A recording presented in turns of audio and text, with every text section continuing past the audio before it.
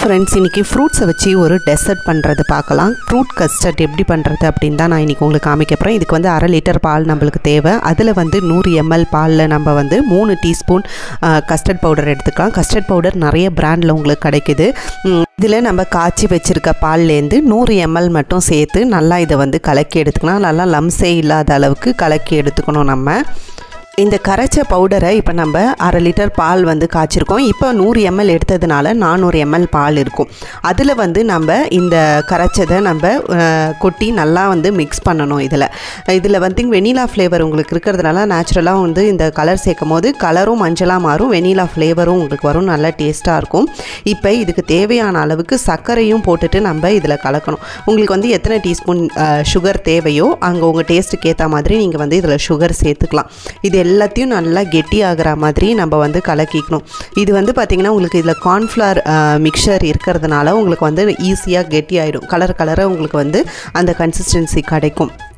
இப்போ பார்த்தீங்கன்னா இப்போ இப்படி இருக்குது. இன்னும் கொஞ்சம் நேரம் நம்ம வந்து ஒரு 5 மினிட்ஸ் 10 மினிட்ஸ்க்கு இதை கலரிட்டே இருந்தோம் அப்படின்னா உங்களுக்கு வந்து நல்லா கெட்டியாக மாறும். அந்த மாதிரி ஸ்டேஜில் வந்து நம்ம இந்த ரூம் டெம்பரேச்சருக்கு கொண்டு வந்துட்டு அதுக்கப்புறமா நம்ம ஃப்ரூட்ஸ் எல்லாம் கட் பண்ணி இதில் சேர்க்க போகிறோம். இப்போ பார்த்திங்கன்னா உங்களுக்கு வந்து நல்லா கெட்டியாக மாறி இருக்கிறது தெரிஞ்சிருக்கு. இதோட கன்சிஸ்டன்சி எப்படி செக் பண்ணுறது அப்படின்னு சொல்கிறேன். நீங்கள் வந்து அதில் ஒரு ஸ்பூனை டிப் பண்ணி எடுத்தீங்க அப்படின்னா இந்த கஸ்டர்ட் பார்த்திங்கன்னா ஒரு லேயராக உங்களுக்கு வந்து சூப்பராக ஸ்பூனில் வந்து ஒட்டி வரும். அந்த மாதிரி ஸ்டேஜில் வந்து நம்ம கேஸை ஸ்லோ பண்ணிடணும், ஆஃப் பண்ணிவிட்டு ரூம் டெம்பரேச்சர் கொண்டு வரணும். இப்போ நான் வந்து காமிக்கிறேன் உங்களுக்கு எப்படின்னு சொல்லிட்டு. ஸோ இந்த மாதிரி ஸ்பூனை நீங்கள் டிப் பண்ணிவிட்டு அதை வந்து கையால் ஒரு இழுத்தீங்க அப்படின்னா உங்களுக்கு வந்து 2 பார்ட்டிஷனாக பிரியும். ஸோ இந்த கன்சிஸ்டன்சி கரெக்டாக இருக்கும். நீங்கள் வந்து அடுப்பை வந்து சுவிட்ச் ஆஃப் பண்ணிடலாம். சுவிட்ச் ஆஃப் பண்ணிவிட்டு இதை வந்து நல்லா ஒரு 2 மணி நேரம் 3 மணி நேரம் வெளியில் வந்து ரூம் டெம்பரேச்சரில் விட்டுட்டு அதுக்கப்புறமா நம்ம அதை ஆறின பிறகு நம்ம ஃப்ரூட்ஸ் கட் பண்ணி வச்சுக்கலாம். ஃப்ரூட்ஸ் வந்து உங்களுக்கு என்னென்ன ஃப்ரூட்ஸ் தேவையோ அது எல்லாமே சேர்த்துக்கலாம். இன்றைக்கி வந்து நான் பார்த்தீங்கன்னா ஆப்பிள், பனானா, அதுக்கப்புறம் போமக்ரானேட், இது 3 தான் சேர்த்துருக்கேன். நீங்கள் வந்து திராட்சை அந்த மாதிரி நிறைய ஃப்ரூட்ஸ் வந்து உங்களுக்கு தேவைப்பட்டதை நீங்கள் சேர்த்துக்கலாம். இதில் இப்போ வந்து உங்களுக்கு மேங்கோ சீசனாக இருந்ததுன்னா மேங்கோ, சிக்கு இந்த மாதிரி ஃப்ரூட்ஸ் எல்லாம் கூட நீங்கள் சேர்த்துக்கலாம். நல்லா யம்மியாக டேஸ்ட்டாக இருக்கும். கண்டிப்பாக ட்ரை பண்ணி பாருங்கள். ஸோ இது எல்லாத்தையுமே கட் பண்ணிவிட்டு இப்போ நான் வந்து ஒன்று ஒன்றா நான் அதில் சேர்த்துக்கிறேன்.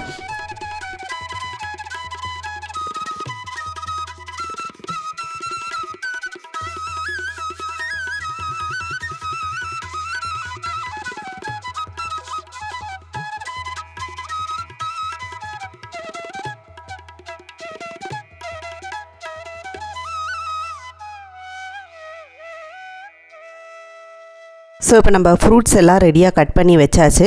இதை வந்து நம்ம இந்த ஆரண கஸ்டர்ட் பவுடர் மில்க் மிக்சரில் இதை நம்ம சேர்த்து நல்லா வந்து கலந்து எடுத்துக்கலாம். இதை வந்து ஃப்ரிட்ஜில் நீங்கள் ஒரு 2 மணி நேரம் வச்சுட்டு சர்வ் பண்ணிங்க அப்படின்னா நல்லா சில்லுன்னு சூப்பராக உங்களுக்கு சாப்பிட்றதுக்கு ஒரு டெசர்ட் ரெடி ஆயிரும். ஸோ கண்டிப்பாக இதை வீட்டில் ட்ரை பண்ணி பாருங்கள். ட்ரை பண்ணிவிட்டு எப்படி இருக்குது அப்படின்றதையும் எனக்கு கமெண்ட்டில் மென்ஷன் பண்ணுங்கள். இதே மாதிரி நிறைய ரெசிபீஸ் பார்த்திங்கன்னா நான் சேனலில் அப்லோட் பண்ணியிருக்கேன். மறக்காமல் அதையுமே செக் பண்ணி பாருங்கள். இதை வந்து ரெஃப்ரிஜரேட் பண்ணிவிட்டு ஒரு பவுலில் சர்வ் பண்ணோம் அப்படின்னா சூப்பரான கஸ்டர்ட் ரெசிபி தயார்.